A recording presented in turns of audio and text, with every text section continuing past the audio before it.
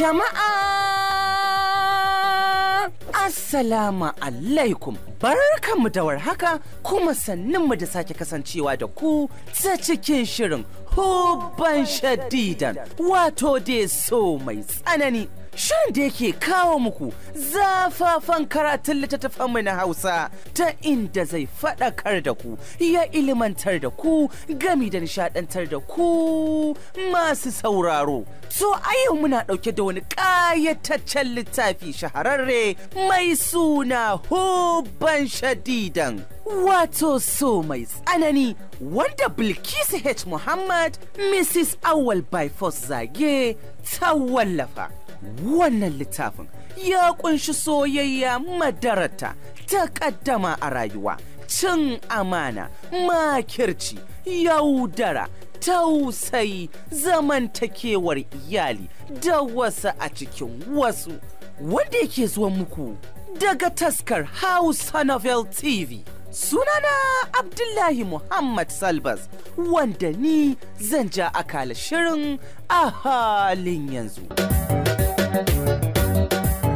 Tun kafin su isa estate ɗin labarin ya karaɗa ko'ina cewar hajiyanmu ta auro Mubarak 'yar ƙauye. Dukkaninsu ba su ji daɗin haka ba, sai dai babu wanda ya isa ce mata me yasa ta yi haka, sai dai su ƙara ƙananan maganganunsu a ɓoyen ɓoye. Lokacin da suka isa gida, tsit babu wanda ya fito don tarbar su, tamkar wacce ta iso musu da cuta. Hakan ba ƙaramin harzuka mata zuciya ya ba, sai dai ji ta dinga yi tamkar ana ƙara mata ƙwarin gwiwa ne akan auren Aina'u da Mubarak. Ita kam Aina gaba ɗaya ta gama kiɗimewa, ba ta taɓa zuwa birni ba sai wannan karam. Ko da suke hanyar tahowarsu, ta ga gidaje kala-kala masu kyau, amma ba ta ga kamar wannan ba. Ta fi ganin irin gidan a cikin wayar Malam Hassan, shi ma ɗin yana ce mata gidajen Turawa ne. Nan da nan ta sauke ajiyar zuciya, anya ba ta yi gangancin amincewa da dattijuwar nan ba. Haka suka dinga wuce gate sashi, inda sashen da ya fi ko'ina tsaruwa suka kutsa, a inda ta yi tsammanin nan ne ɓangaren dattijuwar. Tsintar kanta ta yi a wani makeken falo wanda ya cika da kayan alatu da ba ta yi tsammanin akwai sa a duniya ba. Can ƙarƙashin zuciyarta ji ta tana tsoron hajiyarmu da gidan. Bismillah, zauna. Aina'u a daririce ta zauna tare da takure jikinta guri ɗaya. Addu'a ta shiga yi a zuciyarta, don har yau ta kasa gaskata cewar a duniya take. Kallon hajiyarmu ta dinga yi tamkar wata halitta. Hajiyarmu da kanta ta cika mata gabanta da kayan ciye-ciye kala-kala, sannan ta zauna tana dubanta cikin tausayi. Anan za mu rayu Aina'u, zan kula da ke, zan baki duk wani abin da mijinki zai baki. Ya yi tafiya mijin naki, za ki zauna tare da ni zuwa lokacin da zai dawo, kin ji? A hankali ta jinjina kai, miƙewa ta sake yi, ta ɗauko wani hoton Mubarak da ke manna a jikin bango, ta dawo ta zauna tare da ɗora hoton a jikin Aina. A hankali ta jinjina kai, miƙewa ta sake yi, ta ɗauko wani hoton Mubarak da ke manna a jikin bango, ta dawo ta zauna tare da ɗora hoton a jikin Aina. Wannan shine Mubarak mijinki, wanda nake so tamkar raina, yana da kirki da shiga rai, ba za ki samu matsala da shi ba, sannan a hankali za ku fahimci juna. Tsintar kanta ta yi ta rintsa ido, gaba ɗaya kunyar hoton take ji, ko kaɗan ba ta kalle shi ba ma. Nan dai hajiyarmu ta dinga murmushi, ta koma ta ɗauki hoton ta mayar mazauninsa. Kiraye-kirayen sallar Maghrib suka ji ana yi a masallacin gidan, inda ta yunƙura da cewa, ina son zan je na yi alwala, to mu je in nuna miki ɗakin ki, sannan sai ki ɗaura auren, kin ji? Wannan kenan. Bayan sati ɗaya, kasancewar bata waye da kula da kayan zamani ba, misali gas, oven, kayan wanka, irin su kwamin ruwa, hita da sauransu, duk hajiyarmu ta dinga koya mata. A sati ɗaya kacal ta ƙware tamkar da mata saba da su. A zaman da ta yi da hajiyarmu, ta fahimci mace ce mai zafi da san girma, ta kuma fahimci akwai takun saƙa tsakaninta da 'yan gidan, ta kuma ƙara lura fushi take yi da su duk lokacin da ta za a shigo sashin ta don gaishe ta. Takan ce Aina ta shiga ɗaki, har yanzu babu wanda ya taɓa ganinta. A cikin kwanaki wata irin shakuwa ce ta shiga tsakaninta da Aina. Fitowa ta daga cikin ɗaki riƙe da carbi a hannunta, lazimi take yi ta hangi Aina na faman goge-gogen talabijin da sauran tarkacen ɗaki. Ayawa tai tana kallanta cike da nishaɗi, tana ƙara godewa Ubangiji Allah bisa kyautar da ya basu, don wannan kyauta ce mai girma da Ubangiji ya yi wa jikanta. Fatanta ɗaya kada ya ba ta kunya, nan dai ta numfasa ta kuma muskuta da cewa, Aina'u, na gaya miki, ki dinga hutawa, muna fa da masu aiki. Nan ta suna kai wani irin nauyin harjiyar mu Allah ya zuba mata a zuciya. Yanzu aje ki taho mu yi ƙarin karatunmu ko don naji bai zauna a bakina ba. Bayan ta gama ta yi mata ƙarin, hajiyar mu ta dube ta. Aina'u, ina son zaki ci gaba da karatu, zaki zana jam da neko. Wani irin farin ciki ya mamaye zuciyarta, durƙusawa ta yi tana nana ta godiya a gare ta. Ba kya buƙatar haka, ke jika ta ce, kin cancanci haka. Granny, ina kika shiga ne? Wai ina ma amaryar tamu take? Naga alamar rowar ta ake mana. Muryar Isham ce ta karaɗa sitting room ɗin, da sauri hajjiyar mu ta dube ta, hakan ne sa ta miƙewa. Ɓat ta ɓace kafin Isham ya ƙaraso. Wallahi na zo na ganta don dole ne kowa ya ganta. Ya ƙarasa maganar yana ƙoƙarin zama, nan Granny ta damƙe fuskarta. Hakan ya sa shi haɗiye sauran maganganun da ke bakinsa, ya shafe kai da cewa, ranki ya daɗe. Wata uwar harara ta watsa masa. Na ji ka ne kana wasu watsatsin zantuttuka, sai kuma ya ɗanyi murmushi. Tuwa nake ranki ya daɗe. To gaya min me kake so, ko in ce me kake son cewa? Ya san idan ya ce wani abu yanzu nan za ta saba masa. Abun ma ba zai tsaya shi kaɗai ba, har da waɗanda suka haife shi zai shafa. Wallahi Granny, kin sani akwai mantuwa, har na mance abin da nake son ce biki. Sai ta yi kwafa. Ai da ya fiye maka. Amma Granny, ban ga amaryar tamu ba, ko zan iya ganin ta? Ka je ka faɗa waɗanda suka turo ka, na ci dubu sai ceto, in ya so shi ma ɗan nasu idan ya dawo su ce da shi kada ya zauna da ita. Haba Granny, banda abinki me yayi zafi? Aini ina tare da ke, ki ma shaida ce, ina son ganin ta, ko kin mance ni wakilin Mubarak ne, ni ne zan kula masa da ita kafin ma ya dawo, ko ba haka ba? To duk ba ma bukata, na hutashe ka, ka je kawai, na gode. Haka ya fice jiki a salibe. A'a, yau ka fita kana farin ciki, yanzu ka dawo cikin damuwa. Gaya mu, wa taɓa maka nishaɗin ka yau ne? Wallahi ba komai Nur, sai dai bai sa baki je wa hajiyar mu sanda zuwa ba lokacin da ta dawo. Me yasa ki haka? Na ce da ki kada ki dinga shiga shirgin gidanmu, saboda tare kika gansu. Kuma banda hajiyar mu ita ce jagorar gidan nan, bana sai abin da zai na bata matan nan rai. Amma yaya, na so in ce hajiyar Mubarak ta dakatar da ni. Zaman ta yake yi ko kuma ni nake auren ki? To kai haƙuri, na yi kuskure. Zai sake magana, wayarsa ta haururi ya zaro daga aljihu. Sunan Mubarak ya gani, da sauri gabansa ya buga durum. Cikin shaka ya latsa kore tare da mannawa a kunne. Yana ƙoƙarin lalubo kalmar da zai tare shi da ita, ga mamakinsa sai ya ji yana faɗin, a'a dan uwa, gaya mini, ya ka rizke ta? Ka ji ka ganta? Ka samu karɓuwa? Jiya kasa bacci ne ina fargaba, kada dan uwana ya rasa farin cikinsa.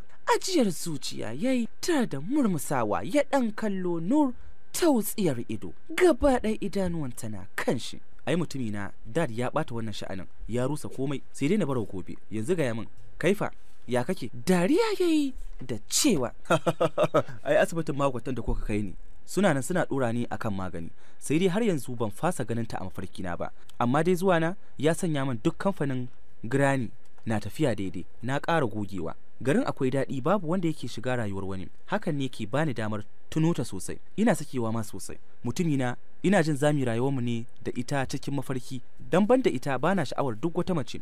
Duk sakon ina jin santa na karuwa a raina, zuciyata na bugawa. Duk lokacin da na tuno ta sai ka ji na shiga cikin wani irin farin ciki, amma kuma idan na tuno babu ce ita, ina tsoron kaina. To shikenan, kada ka damu, ya isa, burinka zai cika, komai zai sauya. Yanzu gobe ka jiraye ni, zan zo maka da labari. Sun yi sallama da tausayin Mubarak tsaf a zuciyarsa, ya ciji leɓe ya kuma gatse cikin tunani. Dole ne ya tausaya wa mutuminsa in yayi la'akari da yadda yake son ajiyarsa. Saukar hannun Nur ya ji a bayansa, haka ne ya fargar da shi daga duniyar tunanin da ya shiga, ya yi saurin juyowa gabanta, yayin da ita kuma ta gyara tsayuwarta. A haka kamar kana sona, kalamanta ne suka sanya shi dariya. To dawa ya ce ba na son ki in bar da abinki. Kin taba ganin inda zan zauna da wacce ba na so? Yaya, ana samu mana. Wasu fa aure kawai suke yi saboda kar a ce sun ba su yi aure ba don suna so ba. Ka aure ni ne saboda kana tausayin yadda nake son ka, kana kulawa da ni ne saboda kada ka shiga haƙƙina. Kana nuna min soyayya ne saboda ka sanya ni nutsuwa, kana faranta min ne saboda biyayyata. Na gode da hakan, saboda hakan ma zan yi alfahari da kai. Ko haka ka bar ni, na gode. Har yanzu ban yi dana sanin kasancewa da kai ba. Sai kuma ta miƙe ta yi waje, gaba ɗaya ta sanya shi cikin jimami. Haƙiƙa Nur ba ta yi ƙarya ba. To ya akai ta fahimci hakan mai sauraro? Oho, duk sai ya dinga jin kunyarta. Wayo Allah na, abin da ya dinga furtawa kenan. Kai, wayo Allah na. Miƙewa da sauri tare da rufa mata baya, yana fita ya hange ta a babban kicin ɗin harabar su tare da mamansa. Tilas ya juya cike da damuwa. Jinta take yi kamar wata sarauniya, jinta take yi kamar wata sabuwar kyankyasa. Lallai Daula na birni, more rayuwa na birni. Tabbas an so a ƙware ta, yanzu ne za ta miƙe ƙafa ta ci duniyar ta da tsinki. Kan ta dinga girma yana fasuwa, yanzu ne za ta shana, ta ɓaɓɓake ta ƙara riƙe mijinta riƙo mai tsananin gaske. Yanzu ne za ta sake sakewa, kar ta yi gangancin da ta yi a baya. Ba za ta amince ba, za ta zame masa tamkar jila. Tana tsaye a bakin madubi, tana jujjuyawa, tana mamakin yadda ta sauya a cikin wata ɗaya kacal. Sif ta koma ta buɗe, tana zaɓar kayan da za ta sanya. Wasu fitinannen riga da siket ta ɗauka ta sanya, iyakacin siket ɗin ƙaurinta. Nan ta fito sitirum inda Malam Hassan ke zaune, ya jingina kai akan allon kujera yana jin zuciyarsa tamkar za ta tarwatse. Yau ya yi dana sanin amincewa, gashi an yi bi babu. Ina aka kai masa aina? Shin wace attajirar mata ce ta ɗauke ta? Wasu zafafan ƙwalla suka silalo kan kuncinsa. Sharaf ya tsinci 'yan yatsan Aisha tana ɗauke masa su cikin yi masa dariyar mugunta. A hankali ya buɗe ido tare da ware su akan fuskarta, ta nemi guri kwata zauna. Ba za ka dakale min jin daɗi na ba akan wata 'yar ƙauyen banza. Ni Allah ya min gyaɗar dogo ma don ba ni da haƙƙinka. Ina zaune da kai dan Allah, ina nuna maka soyayya da duk wata kulawa, amma kai baka gani. Da ka ban tausayinka, ina fatan Allah ya ƙara. Kuma yanzu ta zama matar wani, tana can cikin Daula, ta mamance da wani Hassan. Wallahi gara ma ka share, mu ji daɗin mu. A fusace miki zai fita, ta yi saurin shan gabansa. Malam, ina buƙatar ka sauke min haƙƙina, don idan baka sauke min ba, komai zai iya faruwa. Zaɓi ya rage ina ka. Kar ka manta birni ne fa nan ba ƙauye ba, ko da mai ka zo an fi ka. Mamaki, tsoro duk suka rufar masa. Aisha ta sauya da yawa, me yasa mai sauraro? Oho, nan ya jinjina kai kawai ya fita don in ya ci gaba da dubanta zai iya hukunta ta. Wallahi za ka da ka same ni, kuma kai da ainahu, ko a lahira ba za ku haɗu ba, ta yi maka nisa har abada. Kalamanta suka shiga kunnuwansa, ya rintsa ido tare da toshe kunnuwansa cikin maimaita inna lillahi wa inna ilaihi raji'una, ga Allah muke kuma ga shi za mu koma. Wannan kenan, saboda ina kawaici shine za a mallake min da a yi masa aure ba tare da izini na ba. Ni ban taba ganin inda aka yi haka ba. Yaro kamar maragata dauki yarinya mara galiu irin wannan a bashi, wallahi ba zan yarda ba. Wannan karin sai dai a yi duk wacce za a yi, amma ba za a dake ni a hana ni kuka ba. Ai ba wata na haifawa dan ba, balantana a yi min mulkin mallaka. Wani azababban mari Alhaji Usman ya tsinka mata, duk da yadda ta dinga jin shigar marin bai hana bakin tarfewa ba. Wallahi Alhaji, ko za ka kashe ni ba zai ga zan faɗi gaskiya ba, ko da hakan zai zame min sanadiyar rabuwar mu. Ni na haifa Mubarak, ɗana ne, ba wata ta haifa min ba. Kai ya kamata ta mulka, ba ni da shi ba. Ta tsaya huruminta tun da na haife shi, an ƙi bari na da shaɗuminsa, an kanainaye shi. Shakuwar da ke tsakanin uwa da ɗanta ya koma tsakanin jika da kaka. Baya zama da ni, baya shawara da ni, baya komai da ni. Ba da wata kima a gurinsa duk saboda ita. Wallahi ba za ta taɓa sabuwa ba, bindiga a ruwa ba za ta taɓa sabuwa ba.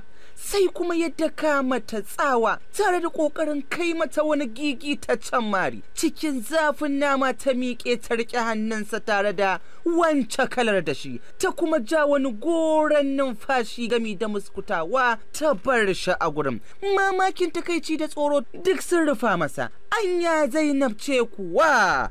Oho, Zainab ɗinsa mai kawaici da biyayya gaya kana. Zainab ɗinsa da bata iya haɗa ido da shi ba, balantana ta ɗaga mata murya a kansa. Shin me ya sauya ta? Me yasa ta sauya da gaggawa haka? wayarsa ce ta katse shi daga duniyar tunanin da ya shiga, yayi furgigi tare da ɗaukar wayar. Sunan Mubarak ɗansa ya gani a fuskar wayar, ya sauke nan nauyar ajiyar zuciya. Yana ƙaunar Mubarak fiye da komai mai sauraro, ko da yake abin ajinin Mubarak yake da wahala kai zaman minti da shi ba tare da ya shiga ranka ba. Nutsuwarsa, iya maganar shi ita ce ke taka rawar gani a wannan fannin. Matsalarsa kawai zurfin ciki da rashin son magana, ko da yake ga waɗanda suka fahimce shi irin su Hisham da dad ɗin nasa da kuma mahaifiyarsa sun san salo-salo na shirinsa. Kowane salo na shirinsa sun san ma'anar shi. Ji kamar kada ya daga wayar, ya san labari ya je gare shi. Wace amsa zai bashi mai sauraro? Mai zai ce da shi? Tilas ya latsa kore tare da kara wayar a kunnensa. Cikin kakkausa murya ya soma magana.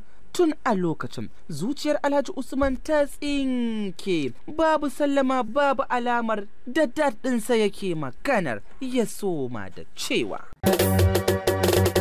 to a nan zan tsaya ta cikin shirin Hubban Shadidan, wanda yake zuwar muku daga taskar Hausa Novel TV. Ga masu tambaya, sharhi ko ƙarin haske sai su danna subscribe akan tashar mu mai suna taskar Hausa Novel TV, inda za ku samu zafafan littattafan mu na Hausa masu ɗebe kewa da sa muku nishaɗi. Ni naku a kullum Abdullahi Muhammad Salbas nake ce muku bis salam. Kada ku manta subscribe za ku danna akan taskar Hausa Novel TV.